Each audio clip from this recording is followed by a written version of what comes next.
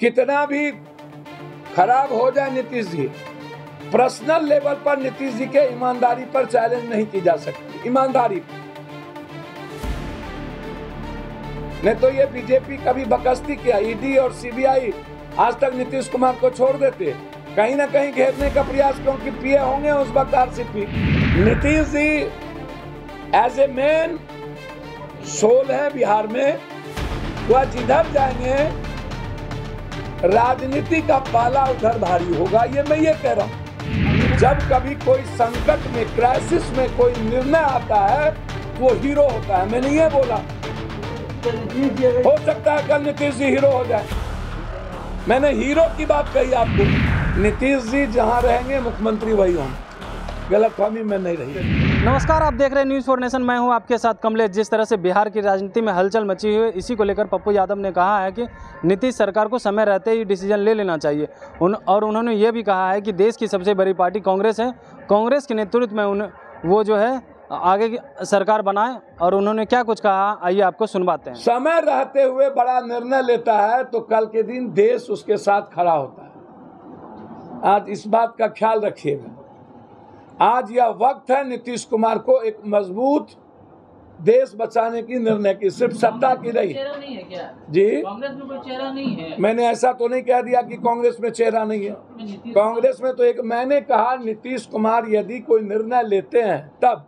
मैंने कहा कांग्रेस में तो 1 लाख चेहरे हैं, चेहरा ही चेहरा है। कांग्रेस तो राहुल गांधी के चेहरे को आगे करके काम कर रही है, और राहुल गांधी से ज्यादा लाठी और कांग्रेस परिवार से ज्यादा लाठी और आज अपमान हो कौन रहा है? ये कौन मना किया आपको? आपने हमसे पूछा क्या चेहरा हो सकते हैं? तो जब कभी कोई संकट में, क्राइसिस में कोई निर्णय आता है तो वो हीरो होता है। मैंने ये बोला, हो सकता है कल नीतीश जी हीरो हो जाए। मैंने हीरो की बात कही आपको, और मैंने यह भी कही कि कांग्रेस के सपोर्ट के बगैर कोई भी सरकार बीजेपी के खिलाफ नहीं बनेगी, और अपने मियां मिट्ठू कोई ना बने। Nitish ji as a man soul है बिहार में, वह जिधर जाएंगे राजनीति का पाला उधर भारी होगा। ये मैं ये कह रहा हूं। अब नीतीश जी अस्थिर न रखें बिहार को, असमंजस की स्थिति है लगातार 2 सालों से, क्लियर कर दे कि 2024 एनडीए के साथ हम लड़ेंगे, या सोनिया जी के मार्गदर्शन में एक मजबूत महागठबंधन के साथ भारत को बचाए। नीतीश जी अगर युवराज को मुख्यमंत्री मानते हैं तो क्या पप्पू यादव भी स्वीकार करेंगे? किसको? तेजस्वी यादव को। नीतीश जी जहां रहेंगे मुख्यमंत्री वही होंगे, गलतफहमी में नहीं रही। लेकिन आरजेडी पहले क्लियर किया था कि हम मुख्यमंत्री सर, नीतीश जी जहां रहेंगे मुख्यमंत्री वही होंगे, इस पर कोई बहस नहीं है। कांग्रेस के लिए भी नीतीश जी चॉइस है। अभी तो कांग्रेस के लिए भी नीतीश जी चॉइस है। अभी तो आरजेडी कांग्रेस के लिए भी नीतीश जी चॉइस है। कांग्रेस की जरूरत नहीं पड़ेगी सर। कांग्रेस के लिए भी कह रहे हैं कि इनको सीएम चलाने नहीं आता, 4 घंटा ये भुज्जा खाते हैं, 3 घंटा सोते हैं, 11 बजे आते हैं। अब ओएसडी पीएस भी ज्ञान देने लगे। कितना भी खराब हो जाए नीतीश जी, पर्सनल लेवल पर नीतीश जी के ईमानदारी पर चैलेंज नहीं की जा सकती। ईमानदारी नहीं तो ये बीजेपी कभी बकस्ती किया, ईडी और सीबीआई आज तक नीतीश कुमार को छोड़ देते, कहीं ना कहीं घेरने का प्रयास, क्योंकि पीए होंगे उस वक्त आरसीपी। जब स्लीपर घोटाले की बात आ रही थी तो उस वक्त ओएसडी आरसीपी ही थे। तो हो सकता है जो बिजली मंत्री है आरा वाले, उसी तरह इनके पास भी कोई कागज हो। ये लोग तो सातिर होते हैं।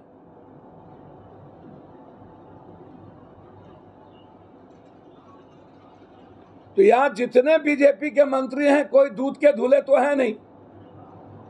और सरकार जब आप कर्नाटक, मध्य प्रदेश, महाराष्ट्र, झारखंड का तोड़ रहे हैं तो ईडी की जांच तो आप पर भी होनी चाहिए। और 8 सालों में 1 to 5 में जो आया है उस पर भी ईडी की जांच होनी चाहिए। ईडी विपक्ष के लिए ही स्वतंत्र क्यों है? सर्वोच्च न्यायालय की आंखें सबके लिए खुले ना। विपक्ष के पास ही अकूट संपत्ति है और लगातार जिस तरीके से कांग्रेस महंगाई से लड़ रही है, पप्पू यादव महंगाई से और बीजेपी राहुल गांधी से लड़ रहा है, इनको महंगाई मुद्दा नहीं है।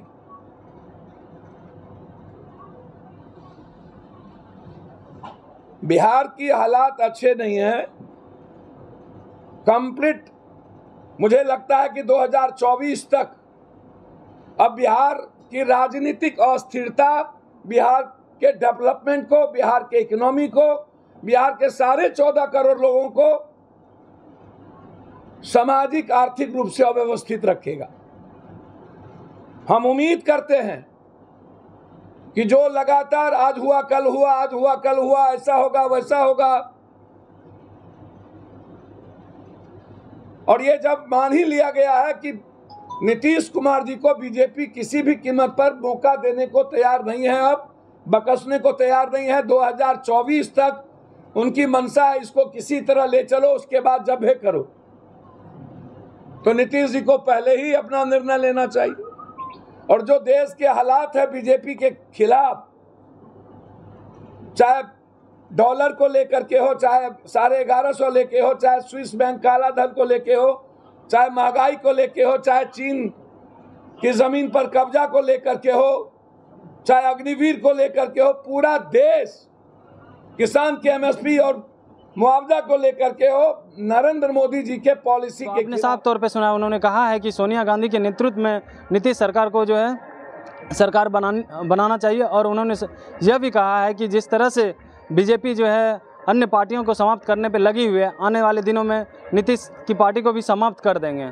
तो अभी तक के लिए इतना ही। आप देखते रहिए न्यूज़ फॉर नेशन। धन्यवाद।